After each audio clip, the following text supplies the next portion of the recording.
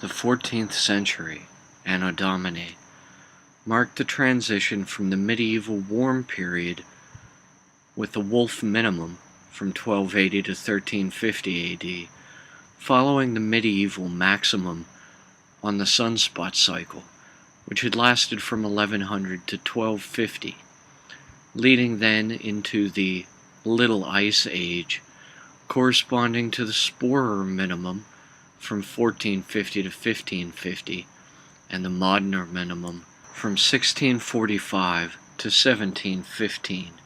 Sunspots have been being observed in Western cultures since at least 300 BC, when Theophrastus, circa 371 to circa 287 BC, student under Plato and Aristotle, wrote in his treatise on weather signs, in his larger work on botany, Inquiry into Plants, quote, "If the sun when it rises has a black mark, or if it rises out of clouds, it is a sign of rain." End quote.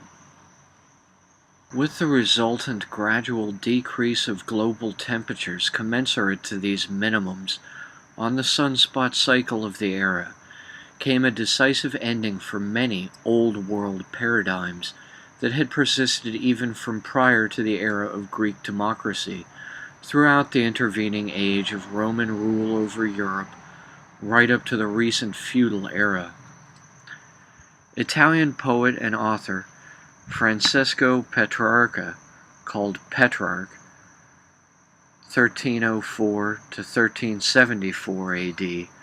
is credited in modernity with coining the term Dark Ages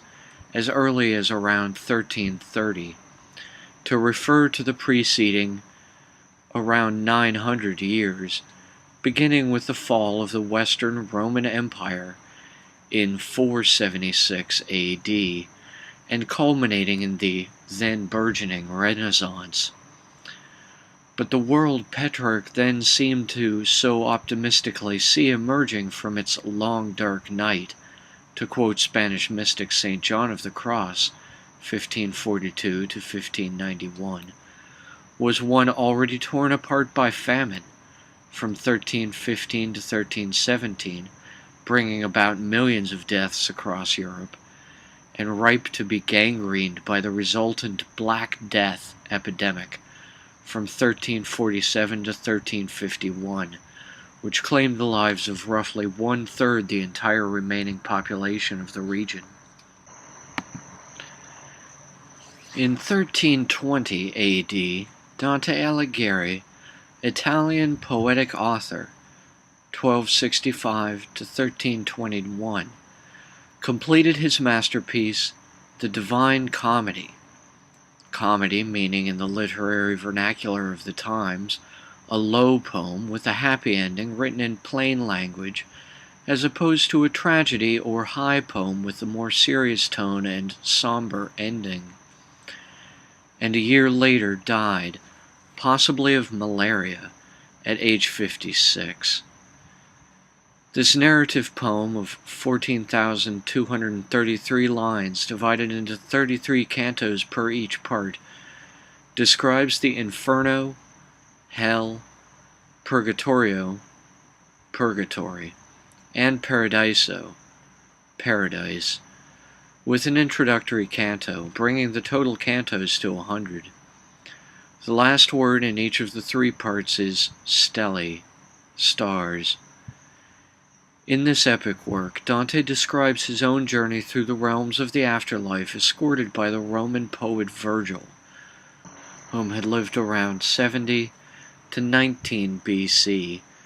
and much of what he describes seeing has been interpreted as a form of allegory for his own Thomistic beliefs, based on the Summa Theologica of St. Thomas Aquinas, 1225 to 1274, and his political beliefs, which sided with the Florentine papist White Guelphs,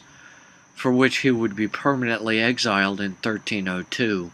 by action of Pope Boniface VIII, whom supported the Florentine Black Guelphs in opposition to Dante's faction of choice. Dante's comedy,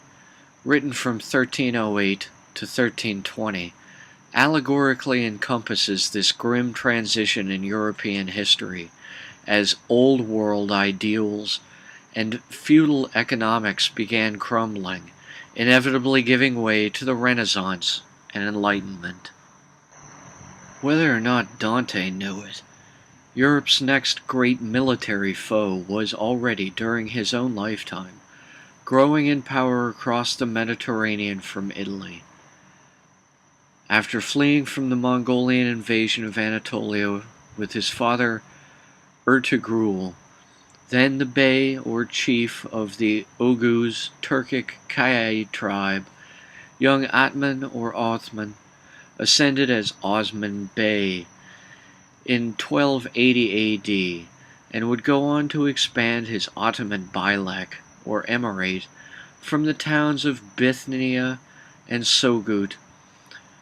eventually attacking the Byzantine Eastern Roman Empire near Nicaea, Ephesus near the Aegean Sea, and the city of Bursa.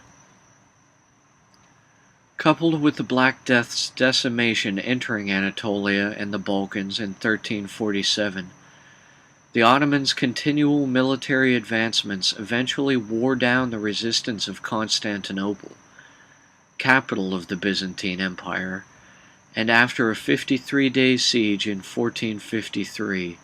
the city finally fell to Mehmed II, the Conqueror, 1432 to 1481, seventh Sultan of the Ottoman Empire. The Ottoman Empire would prove a unified front in opposition to a disunited Europe throughout the next few centuries.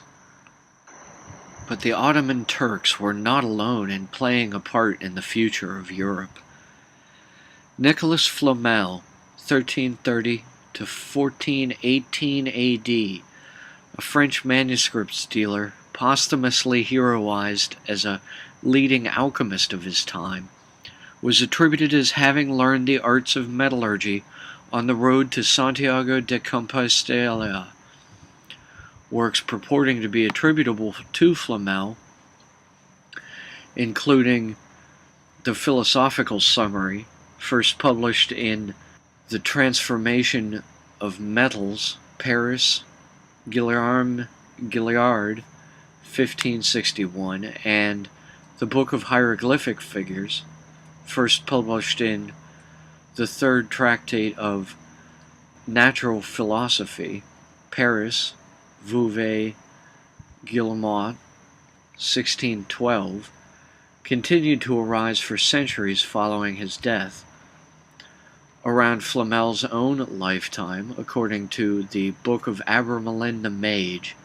the earliest extant German manuscripts of which now known date to around 1608, Abraham of Worms, Germany, circa 1362 to 1458, studied under Abramelin, an Egyptian scholar, in around 1409, and Abramelin imparted to Abraham a system of magic number square layman's. Meanwhile, in the Confessio Fraternitatis, the Confession of the Brotherhood of R.C., first printed in Kassel, Germany in 1615, the birth date of Frater C.R.C., the work's protagonist, is explicitly listed as 1378.